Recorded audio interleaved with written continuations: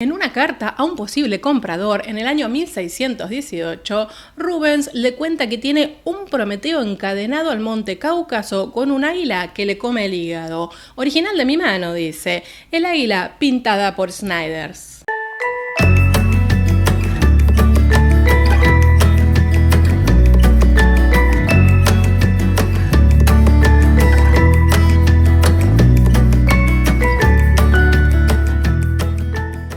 Les doy la bienvenida una semana más y si es la primera vez que pasan por este canal, los invito a suscribirse para sumarse todos los viernes a nuestro ratito de arte. Rubens, barroco, hola, ¿qué tal? Prometeo es un titán en realidad de segunda generación. Antes de que gobernaran los dioses del Olimpo, gobernaban los titanes, en lo que se llamó la Edad de Oro. Los titanes eran deidades. Y hubo dos generaciones. Prometeo es parte de esta segunda. ¿Qué pasó con esta segunda generación? Bueno, pelearon en lo que se llamó titanomaquia con los dioses del Olimpo. ¿Y adivinen quiénes ganaron? Sí, los 12 dioses del Olimpo. ¿Y qué pasó entonces? Que la mayoría de los titanes, no todos, fueron condenados al inframundo. Y acá, gracias a que Rubens fue un tipo que se dedicó a pintar muchísima mitología, ya podemos empezar a ver parte de sus obras. Por ejemplo, esto que es un boceto que se hizo para la Torre de la Parada, ahora les cuento un poco qué es eso, en donde vemos la caída de los titanes. Este boceto está en el Museo de Bellas Artes de Bruselas. Lo que Rubens nos presenta acá sería este momento en el que los titanes son expulsados por los dioses olímpicos guiados por Zeus. Ojo, esta obra después también se llamó y es conocida como la caída de los gigantes, que es otro episodio mitológico que no tiene nada que ver con los titanes y se trata de cuando los gigantes trataban de llegar al Olimpo y por supuesto Zeus, ¿no?, los ubica y los hace caer, que es una historia totalmente distinta. Como fuere, nos sirve ya para empezar a entender la obra de Rubens. Y lo primero que hay que puntualizar de esta obra es que es un boceto. Lo que pasa es que Rubens bocetaba que, bueno, madre mía, ¿no? Justamente al ser un boceto, vemos que no hay una gran variedad de colores, sino más bien es un estilo más monocromo, aunque por supuesto hay contrastes y hay trabajos con la luz. De hecho, la parte de atrás de la obra, que incluso da profundidad, está bastante más iluminada, con unos colores más blancos, más grises, más celestes, pero lo que predominan básicamente son los colores cálidos y marrones. Ya acá podemos percibir lo que implica el barroco, las diagonales, el movimiento, la gesticulación exacerbada. Es la alegría del movimiento el barroco, ¿no? Esas dos figuras que están atrás como deslizándose hacia abajo, cayéndose con las piedras que se le vienen abajo. El esfuerzo, ¿no? La fuerza en los cuerpos estos tratando de sostener esas piedras. Sobre la esquina derecha hacia abajo, la expresión de la cara de ese, parece hasta un sátiro más que un gigante o un titán. Los toques de luz que hace Rubens como para marcar, ¿no?, dónde tendría que estar el destaque con esas pinceladas bien largas y blancas junto a la monumentalidad de los cuerpos. Estos cuerpos robustos, poderosos, grandes. Si están pensando en Miguel Ángel, hacen muy bien, ¿eh? Y lo que tiene de genial Rubens es que en todo este remolino de titanes o de gigantes, bueno, depende de qué mitología apliquemos a este cuadro, uno no se pierde, uno no se le va solamente la mirada en un cuerpo, en una mano o en una pierna. Uno puede ver el conjunto. Es como que uno se mete de lleno en este remolino de energía. Yo les traje acá un boceto que está en el Museo del Louvre. Está atribuido a Rubens, se atribuyó a anónimos, se atribuyó a distintos autores. No sabría decir yo si es un dibujo de Rubens, me da la sensación que no, pero sea de él o no, seguramente está inspirado en esta obra, en donde tenemos una mirada un poco más amplia, no tanto de zoom como este boceto del Bellas Artes de Bruselas. Y se los quería mostrar justamente porque se amplía la cantidad de cuerpos, la cantidad de movimientos, la cantidad de caídas de gigantes o de titanes de una manera espectacular. Ahora, uno puede disfrutar a cada una de las figuras o puede disfrutar de una mirada absolutamente conjunta. Y entonces, ya hasta acá lo que podemos decir del estilo rubeniano, que es movimientos ascendentes y descendentes en espiral o en diagonal, mucha energía y cuerpos contundentes. Pero no nos olvidemos de Prometeo, que vinimos por él a este encuentro. Sigamos con esta historia de los titanes. Prometeo, cuyo nombre significa el que se anticipa. Bueno, vamos, era un dios, ¿no? Pero más allá de eso era perceptivo, altamente perceptivo. Él sabía que iban a perder la batalla contra los dioses del Olimpo. Entonces, ¿qué hace? Bueno, pacta con Zeus. Y acá por lo menos se abren dos interpretaciones en la mitología de lo que pasa con Prometeo y su hermano Epimeteo. Epimeteo, el más lento, el que va después. Esto es como Speedy González y el primo lento de Speedy González, ¿era? Bueno, más o menos es eso. Una de estas variantes interpretativas dice que Prometeo sentía mucha simpatía por los hombres, simplemente eso. Y la otra, que es la que más me gusta a mí, por eso la voy a compartir ahora para poder entender toda esta historia, cuenta lo siguiente. Zeus había quedado tan contento con la lealtad que le habían profesado los hermanos Prometeo y Epimeteo, que les permitió crear vida. ¿Cómo fue eso? Bueno, Epimeteo se dedicó a crear los animales en la tierra y Prometeo se dedicó a crear los hombres. Esta es la variante que a mí me interesa más. ¿Qué pasó? Prometeo se tomó tanto tiempo creando a los hombres, haciéndolos de una manera bella, dedicándole pura creatividad y formas, que se quedó sin pelaje, se quedó sin posibilidades de abrigarlos. ¿Por qué? Porque ya Epimeteo había terminado de hacer a todos los bichitos y ya le usó todo, las plumas, las escamas, las pieles peludas, o sea, se había quedado sin stock de protección para los humanos. Y esto en que deriva en que Prometeo va a hablar con Zeus y le dice, che, necesito abrigar a esta gente que no sabe ni comer, ni se sabe proteger, nada, ¿le puedo llevar a un poquito de fuego, aunque sea? Zeus le dice, no, querido, lo lamento muchísimo, pero resulta que el fuego es del Olimpo, el fuego es de los dioses. Y acá Prometeo se la empieza a mandar, digámoslo de esta manera. Vamos a seguir lo que narra Hesíodo.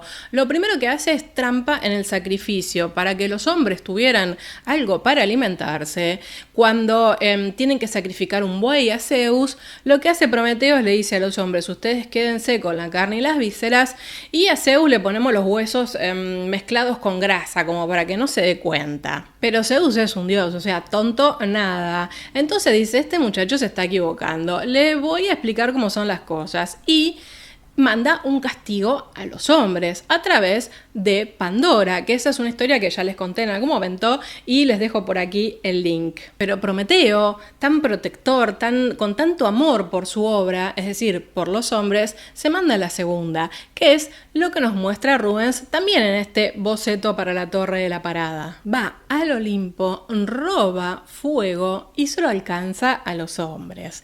Este boceto, nuevamente voy a decirlo, es un boceto. Miren qué maravilla de obra.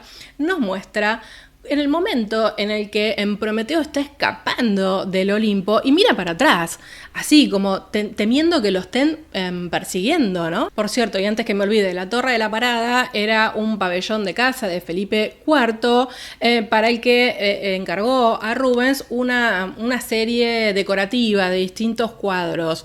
Algunos los hizo Rubens directamente y otros los bocetó él para que lo hiciera alguno de sus ayudantes de taller. Salvado esto, vamos a acercarnos a este Prometeo. Nuevamente, al ser un boceto, es casi monocromo. Con esas pinceladas tan largas, tan de sketch, de boceto, uno puede percibir el viento fluyendo a través de esa tela. Las carnaciones son más bien oscuras y acá los invito a ver esto en la obra de Rubens, que es muy palpable el hecho de que los hombres tengan carnaciones más oscuras y las mujeres carnaciones más claras. Esto es algo que se mantiene desde el Renacimiento, De hecho, Botticelli mismo lo usa. Y es porque, bueno, claro, los hombres salían de casa, con lo cual estaban más en contacto con el sol y estaban más bronceados, las mujeres no. Los toques de luz son pinceladas bien claras en blanco. La mirada del personaje, como yo lo comenté recién, ¿no? Mira con inquietud y la expresividad, a pesar de ser un boceto, está muy lograda. Se puede ver también la energía, la fuerza del personaje es muy perceptible. Es decir, se nota de todas formas el movimiento y la profundidad. Y hay algo interesante que acá marca Rubens también, a pesar de ser un boceto, y es cómo llega el fuego a los hombres, porque bueno, el fuego en el Olimpo ardía por sí mismo, por ser de los dioses, pero ya sabemos que los hombres están obligados a mantener el fuego encendido. Entonces, claro, Prometeo, ¿qué hace? Lo lleva en una antorcha al fuego, que es supuestamente una antorcha de cañaheja, que es una planta que tiene una combustión muy lenta, típica de la zona del Mediterráneo, y que tendría mucho sentido para que no se le apague a los hombres. Este boceto, que es chiquito, está hecho sobre madera y es genial porque si uno lo ve en detenimiento se pueden ver las marcas de la madera. ¿Eso por qué? Bueno, porque era justamente, no era un cuadro terminado, con lo cual tiene mínimas capas de pintura. Aún así, miren todo lo que logra Rubens y la capacidad compositiva, porque este es un cuadro de un solo personaje, con una sola acción, que ocupa casi toda la obra. Aún así, es muy atractiva. Y de hecho creo que este cerramiento sobre el propio personaje es tan bueno que la obra definitiva no la hizo Rubens, sino que la hizo un ayudante de su taller, que es Cossiers, y fíjense el definitivo, es casi una copia exacta. Ahora, lo que uno no puede dejar de ver en esta copia es la mano. Uno es un boceto, otro es una obra definitiva, y sin embargo la calidad del boceto dista mucho del ayudante de Rubens en taller. ¿Y dónde uno puede percibir eso? Claro, más allá de que en el cuadro final los colores tengan todas las capas necesarias y la intensidad. Por ejemplo, los invito a ver este detalle de la cabeza y del manto, ese manto que nosotros veíamos claramente que el viento lo movía.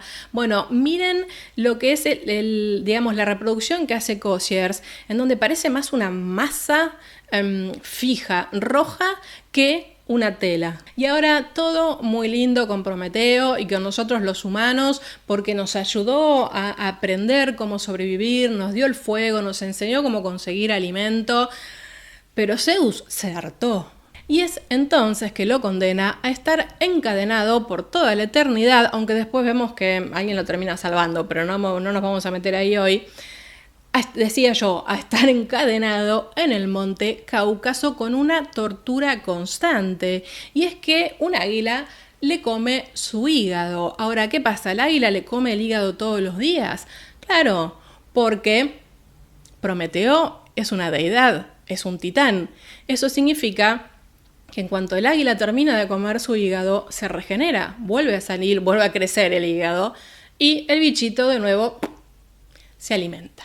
Y así, acá y ahora, llegamos a esta obra maravillosa que hizo Rubens de Prometeo encadenado. Y es tan maravillosa que tiene un águila de Snyders, que nos presentan ambos acá, ni más ni menos que esto que termino de narrar. Tenemos a Prometeo encadenado, vemos a la derecha las cadenas, vemos debajo de su cuerpo esas dos telas, ¿no? Una blanca y la otra azul, maravillosas. El cuerpo, nuevamente, si están pensando en Miguel Ángel, hacen bien, ese cuerpo monumental, musculoso, potente, pero que de alguna manera no puede defenderse de lo que está haciendo el águila. Y yo creo que acá Rubens no puede escapar a su idea de potencia y de energía, porque si vemos la expresión de este Prometeo, uno podría decir tendría que estar desgarrándose de dolor.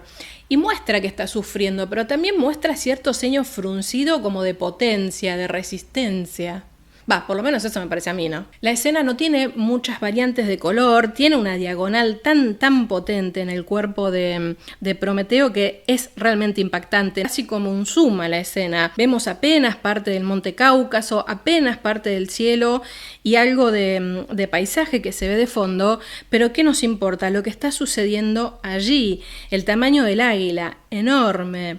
El pico agarrando un pedacito de hígado. Y a mí me interesa mucho, no sé por qué me atrae muchísimo, la posición de las garras del águila, tanto en la cara de Prometeo como en el cuerpo. En el cuerpo, en el bajo vientre, ahí en la panza en realidad, le deja como una pequeña marca, no en la cara, pero lo que importa es que la única parte que vemos lastimada, casi delicadamente diría yo, ustedes vean que hay muy poca sangre, bueno, estamos hablando de un dios, ¿no? Es la parte del hígado, claro. Y ahora unas pequeñas palabras de homenaje para Snyders. Snyders hizo bastantes colaboraciones con Rubens, era realmente un destaque. Rubens tenía como distintas cosas en su producción. Tenía obras de mano propia, que era muy claro, siempre digo lo mismo, era muy claro en la factura. Rubens lo hice yo, no es lo mismo que lo hizo mi taller, o no es lo mismo que lo haga en colaboración. Y es un artista que ha colaborado muchísimo con otros, con Bruegel de Belurs, ¿no? Ha trabajado bastante con otros artistas porque, trataba de sacar lo mejor de todos. Snyder es un gran dibujante de animales. Tendríamos que traer alguna obra de Snyder acá a cuenta porque amerita muchísimo. Es una exquisitez poder observar sus obras. Y de hecho acá mismo miremos este águila, los ojos, la expresión del pico, las garras que ya mencioné, el plumaje, la potencia también del águila, ¿no? Muy sumada a esta idea del barroco de energía, el tamaño parece descomunal. Incluso se pierde, ¿no? Por los colores se pierde un poco con las rocas, con un árbol que se ve de fondo. Se suma, por supuesto, a este movimiento descendente, dinámico que tiene toda la obra. Y algo interesante de contar también es que esta obra, Rubens, luego de terminarla, le agrega una porción a lo que sería nuestro lado izquierdo, que es donde está, lo aprovecha en realidad para agregarla a la antorcha, ¿no? Para relacionar por qué Prometeo estaba ahí castigado por esto de llevar el fuego de los hombres. Es algo que Rubens hace todo el tiempo. Hay obras que las retoca después de 20 años. No es que no supiera componer, quizás una vez que él veía la composición, inmediatamente, o 10 años después, o 20, dice, estaría bueno agregarle algo más. Era como súper inquieto con sus obras. Y bueno, acá se ve esta banda añadida que le quita un poco de verticalidad al cuadro, lo hace un poquito más cuadrado en realidad, pero bueno, le permite agregar un poco de paisaje de fondo y el guiño de la antorcha. Pero vamos a tratar de cerrar este cuadro de Prometeo antes que me vaya por las ramas para variar. Esa anatomía gigantada, tan inspirada en la escultura, ¿no? Esa idea escultural. Por eso digo que si lo relacionan con Miguel Ángel está bien. Ustedes saben que Miguel Ángel decía que el arte que valía era la escultura, ¿no? Y que la pintura era buena en la medida en que se acercara a esa sensación tridimensional que puede tener una escultura. Potencia, músculos marcados, relieve. Todo eso, de alguna manera, claro, Rubens lo absorbe. También Rubens se inspira muchísimo en la escuela veneciana, bueno, al igual que Velázquez, ¿no? Tiziano. A Tiziano me refiero, digo, de inspiración, ¿no? Porque yo digo las cosas en el aire como si todo el mundo me leyera la mente. Y acá un poco para cerrar esta entrada, tenemos que ponernos a pensar algunas cosas. Rubens, el barroco y qué estaba pasando en ese momento. Ustedes saben que el contexto histórico tiene mucho que ver. Rubens pinta esto cuando vuelve de Italia a instalarse. Él estaba en la corte del duque de Mantua en Italia. Cuando vuelve a instalarse en Amberes y entra al servicio de los regentes de la corona española que estaban en ese momento en los Países Bajos, Isabel Clara Eugenia y su marido. Él entra como pintor de corte. Bueno, Rubens es un tipo que ha sido destacado en todo. Y ahí nos metemos mucho con el periodo histórico. Rubens fue un gran intelectual, un humanista también. Sigue trabajando esta idea que había nacido un poco con el neoplatonismo, hace tiempo de lejos, unos 200 años antes, de conciliar de alguna manera la mitología, el paganismo, las creencias paganas con el cristianismo. Y de hecho, fíjense que Rubens, así como hace tanta pintura religiosa, ferviente católico por cierto, hace también mucha pintura mitológica y como que elabora todo el tiempo esta idea de recuperar la mitología, de recuperar la fuerza de estas historias. Y esto de la fuerza, de recuperar algunas historias y de darle mucha teatralidad a las cosas, viene muy bien porque estamos en el momento de la Contrarreforma.